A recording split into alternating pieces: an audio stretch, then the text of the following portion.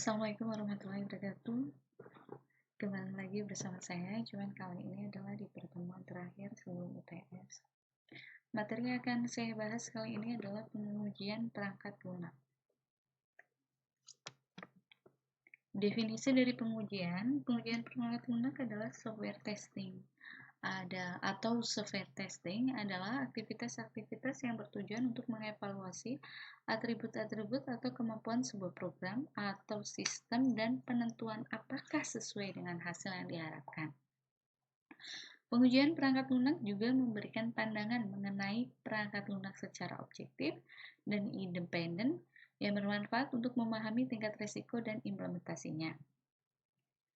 Hal ini dapat dinyatakan sebagai proses validasi dan verifikasi bahwa sebuah program sudah memenuhi persyaratan dan kebutuhan teknis yang mendasari perancangan dan pengembangan perangkat lunak tersebut. Bekerja seperti yang diharapkan dapat diterapkan menggunakan karakteristik yang sama. Karakteristik utama dari pengujian perangkat lunak. Yang pertama, formal rencana uji. Uji perangkat lunak merupakan bagian dari pengembangan proyek dan rencana mutu.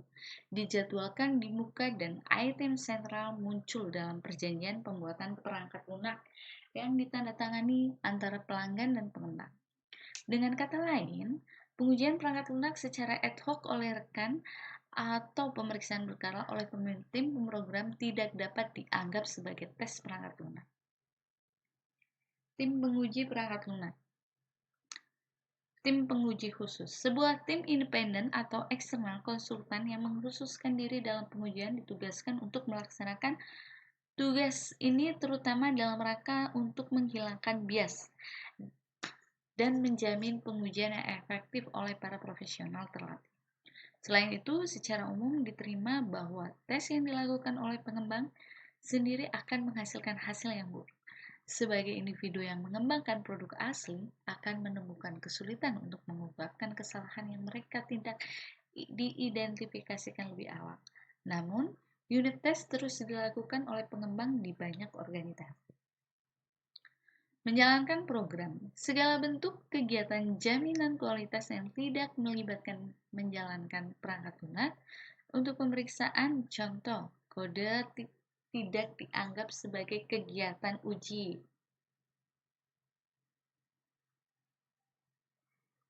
Kemudian karakteristik berikutnya adalah prosedur pengujian disetujui. Proses pengujian yang dilakukan berdasarkan suatu rencana uji dan prosedur pengujian yang telah disetujui sebagai sesuatu dengan prosedur SQA diadopsi oleh organisasi yang berkembang. Uji kasus disetujui. Kasus uji yang akan diperiksa didefinisikan secara penuh oleh rencana uji. Tidak ada kelalaian atau penambahan diharapkan terjadi selama pengujian. Dengan kata lain, sekali proses telah dimulai, penguji tidak diperkenankan untuk menerapkan kebijaksanaan dengan menghilangkan batu ujian yang dianggap berlebihan atau dengan menambahkan ujian baru, meskipun mungkin menjanjikan. Tujuan dari testing yaitu tujuan langsung untuk mengidentifikasi dan mengungkapkan sebagai kesalahan sebanyak mungkin dalam perangkat lunak yang diuji. Untuk membawa perangkat lunak diuji setelah memperbaiki kesalahan yang diidentifikasi dan melakukan pengujian ulang pada tingkat kualitas yang memadai. Dan tujuan terakhir, untuk melakukan tes yang diperlukan secara efisien dan efektif dalam keterbatasan anggaran dan penjadwalan. Tujuan tidak langsung yaitu untuk menyusun catatan kesalahan perangkat lunak untuk digunakan dalam pencegahan kesalahan atau dengan tindakan perbaikan dan pencegahannya. Prinsip-prinsip testing. Yang pertama, testing yang komplit atau dilakukan secara menyeluruh tidak memungkinkan dilakukan. Kemungkinan jumlah kombinasi test case yang besar, pertimbangan domain masukan yang mungkin sangat besar jumlahnya, kompleksitas user interface dan desain, jalur program yang mungkin dapat dilewati sangat banyak. Harus dilakukan tes ulang setiap ada perbaikan pada masing-masing bug. Testing merupakan pekerjaan yang kreatif dan sulit. Mitos-mitos yang salah tentang testing. Testing itu mudah, setiap orang dapat melakukan testing dengan sendirinya. Faktanya, untuk dapat melakukan testing yang efektif, harus mengetahui keseluruhan sistem.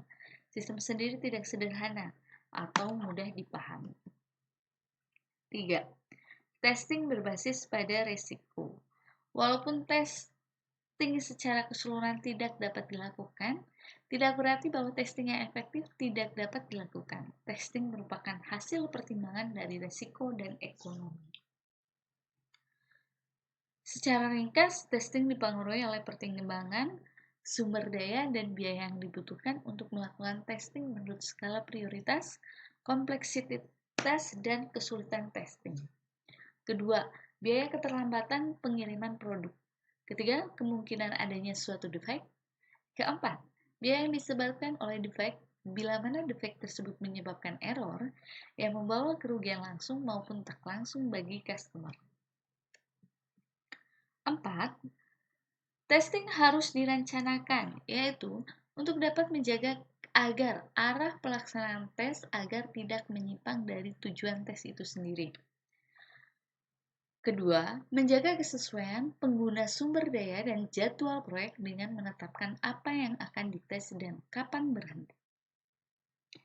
Terakhir, membantu tester fokus terhadap apa yang dilakukannya. Kelima, testing butuh independensi, yaitu testing yang paling efektif adalah yang dilakukan oleh pihak ketiga. Dasar-dasar testing. Testing dikatakan baik jika pertama, kemungkinan mendapatkan error tinggi, kedua, tidak redundant atau resource terbatas, tiap tes yang dilakukan harus memiliki tujuan yang berbeda. 3. Tidak terlalu simpel atau kompleks. Keempat, kode untuk kondisi khusus mendapatkan porsi yang sama dengan kode yang umum. Kelima, testing yang sukses adalah testing yang dapat menemukan error yang tidak diketahui. Testing level. Ini adalah level-level testing. Yang pertama, unit atau komponen testing. Terbagi atas testing terhadap unit dan komponen. A. Unit testing, yaitu yang pertama merupakan proses testing di mana pengujian dilakukan pada bagian basic dari kode program. Contohnya, pada pengujian kode program pada event, prosedur, dan function. Dengan unit testing meyakinkan bahwa masing-masing unit bekerja sebagaimana mestinya. Kemudian B. Komponen testing. Merupakan pengujian yang dilakukan pada bagian kode program secara terpisah dari bagian yang lain. Komponen testing dapat dilakukan setiap kali sebuah kode unit selesai dibuat. Pengujian kode unit pun dijalankan baris per baris untuk memastikan proses berjalan seperti yang diinginkan. Testing level kedua, integrating testing. Setelah unit komponen testing dijalankan, langkah selanjutnya adalah memeriksa bagaimana unit-unit tersebut bekerja sebagai suatu kombinasi atau bekerja secara bersamaan, bukan lagi sebagai unit individu. Jika pada tahap unit testing ada dua function yang berjalan baik secara individu, maka pada tahap integration testing, pengujian akan dilakukan dari hasil interaksi kedua function tersebut. Apakah bekerja sesuai hasil yang diharapkan? Pengujian juga harus dilakukan di seluruh kondisi yang memungkinkan terjadi dari hasil antar unit tersebut. Testing level 3, sistem testing, mencakup testing aplikasi yang telah selesai di-develop. Karena itu, aplikasi harus terlihat dan berfungsi sebagaimana mestinya terhadap end user atau pengguna akhir. Untuk itu, pengujian dilakukan menggunakan data yang menggambarkan pengguna sesungguhnya terhadap aplikasi. Testing level 4, acceptance testing. Seperti integration testing, acceptance testing juga meliputi testing keseluruhan aplikasi. Perbedaannya terletak pada siapa yang melakukan testing. Pada tahap ini, End user yang terpilih melakukan testing terhadap fungsi-fungsi aplikasi dan melaporkan permasalahan yang ditemukan. Testing yang dilakukan merupakan simulasi penggunaan nyata dari aplikasi pada lingkungan yang sebenarnya. Proses ini merupakan salah satu tahap final sebelum pengguna menyetujui dan menerima penerapan sistem aplikasi yang baru. Karena itu, pada tahap ini sudah tidak difokuskan untuk mengangkat permasalahan kecil seperti kesalahan pengetikan ataupun desain aplikasi. Hal-hal minor seperti di atas sudah seharusnya ditangani selama unit atau komponen testing dan integration testing. Testing level 5 yaitu regression testing. Regression testing mencakup pengujian ulang terhadap unit, komponen, proses, atau keseluruhan aplikasi setelah perbaikan suatu kesalahan dilakukan. Regression testing memastikan permasalahan yang terjadi telah ditanggulangi dan tidak terdapat permasalahan baru yang timbul sebagai efek perbaikan tersebut. Selain itu, tahap ini tidak hanya berguna untuk melakukan pengujian aplikasi, tetapi juga digunakan untuk melakukan pemantauan kualitas dari output yang dihasilkan. Contoh regression testing memantau ukuran file, waktu yang dibutuhkan untuk melakukan suatu tes, waktu yang dibutuhkan untuk melakukan kompilasi, dan lain sebagainya. Di sini macam-macam metode testing. Yang pertama ada black box test, alpha test, dan beta test. Ini yang akan dibahas pada pertemuan kita yang saat ini. Black box test. Ini gambar black box test pada model pengembangan SDLC. Jadi ada black box testing, input, executable program, and output. Black box testing adalah pengujian yang dilakukan hanya mengamati hasil eksekusi melalui data uji dan memeriksa fungsional dari perangkat lunak. Jadi dianalogikan seperti kita melihat suatu kotak hitam, hanya bisa melihat penampilan luarnya saja tanpa tahu ada apa di balik bungkus hitamnya. Sama seperti pengujian black box, mengevaluasi hanya dari tampilan luarnya atau interface-nya, fungsionalitasnya, tanpa mengetahui apa sesungguhnya yang terjadi dalam proses detail, hanya mengetahui input dan output.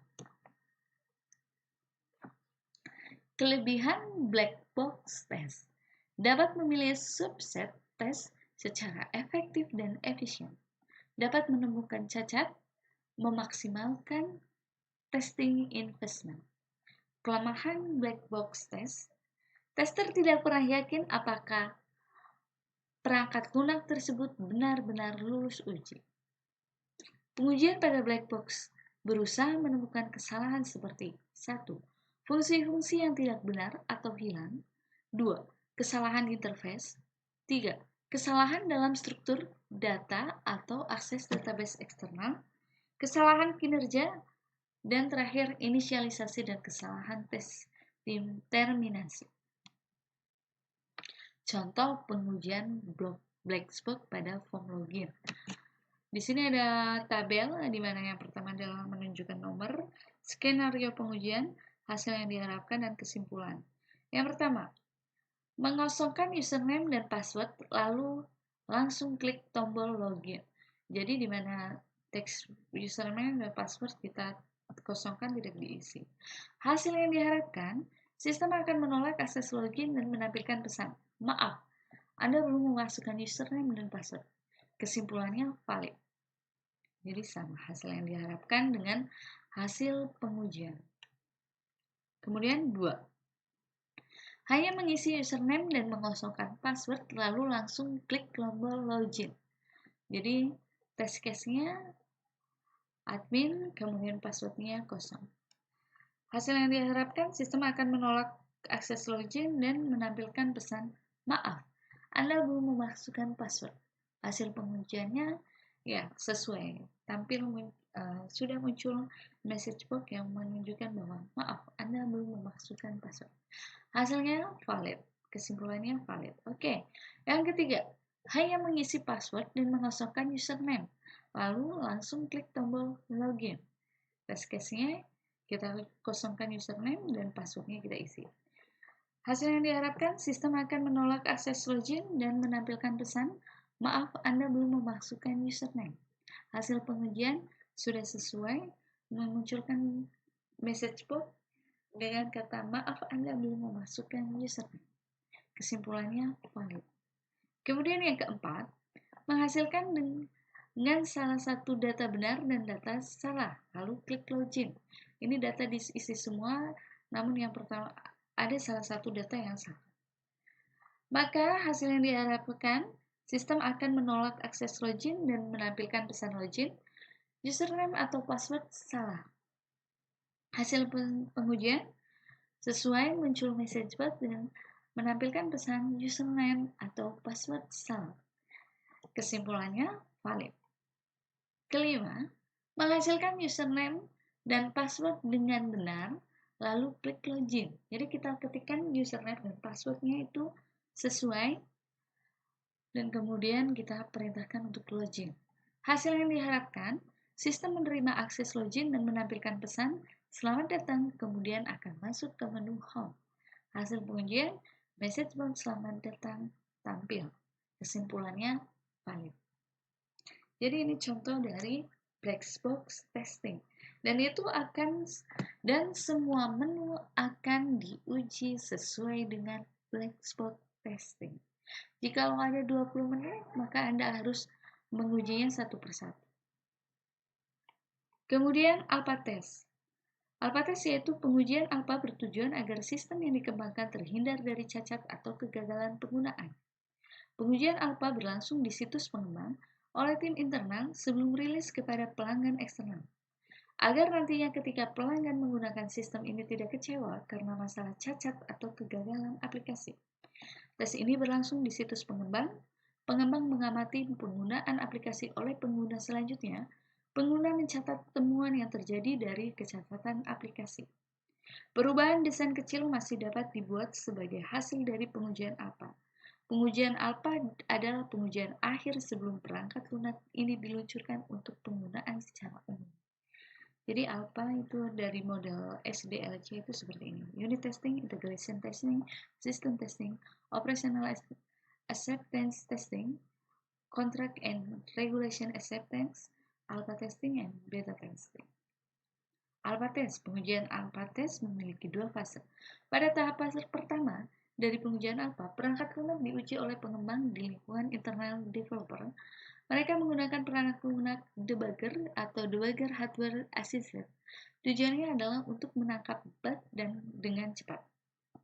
Pada tahap kedua, pengujian alpha, software ini diserahkan kepada staf QA software untuk pengujian tambahan dalam lingkungan yang mirip dengan penggunaan yang dimaksudkan.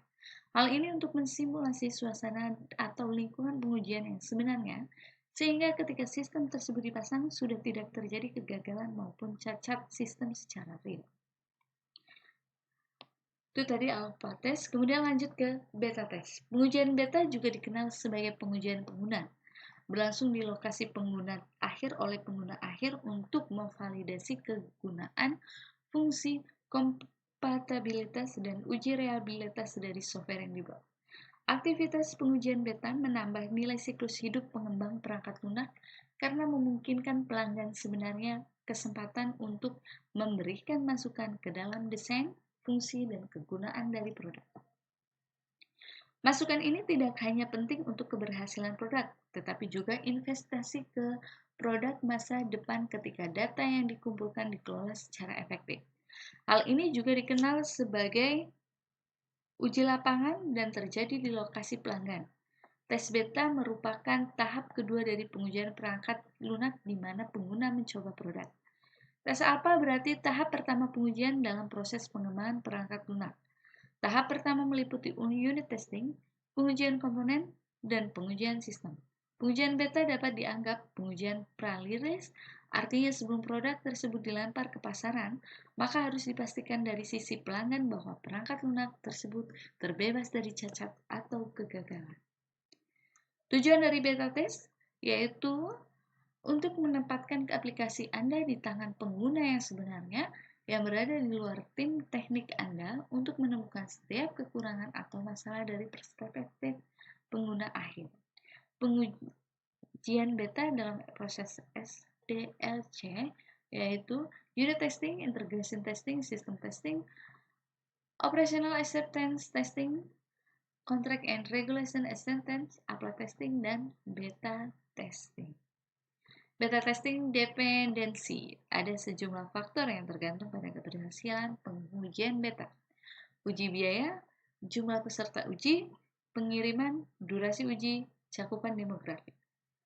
Pengembang merilis baik beta tertutup atau beta terbuka. Yang pertama, beta tertutup dilepaskan untuk kelompok memilih individu untuk uji pengguna dan sesuai undangan saja. Beta terbuka berasal dari kelompok yang lebih besar dari masyarakat umum dan siapapun yang tertarik. Pengujian melaporkan bug yang mereka temukan dan kadang-kadang menyarankan fitur tambahan yang mereka pikir harus tersedia dalam versi final. Keuntungan beta test memiliki kesempatan untuk mendapatkan aplikasi Anda ke tangan pengguna sebelum melepaskannya ke masyarakat umum. Pengguna dapat menginstal, menguji aplikasi Anda, dan mengirim umpan balik kepada Anda selama periode pengujian beta ini. Penguji beta Anda dapat menemukan masalah dengan aplikasi Anda bahwa Anda mungkin tidak menyadari, seperti aliran aplikasi membingungkan dan bahkan crash. Menggunakan umpan balik yang Anda dapatkan dari pengguna ini, Anda dapat memperbaiki masalah sebelum dirilis ke masyarakat umum. Semakin Anda memperbaiki masalah, memecahkan masalah pengguna nyata, semakin tinggi kualitas aplikasi Anda ketika Anda melepaskannya untuk masyarakat umum. Memiliki aplikasi berkualitas tinggi ketika Anda lepaskan untuk masyarakat umum akan meningkatkan kepuasan perangkat. Kekurangannya, yang pertama, kelemahannya ada kemungkinan kamu mengalami bug besar atau kecil, namun biasanya jarang ditemukan bug yang membutuhkan perhatian skrip. Yang kedua, software beta akan banyak mengalami perubahan, feature baru bisa silih berganti, jadi kamu harus sering memperbaharuinya. Perbedaan alpha dan beta test. Alpha test yaitu tujuannya untuk identifikasi dan menghilangkan sebanyak mungkin masalah sebelum akhirnya sampai ke user.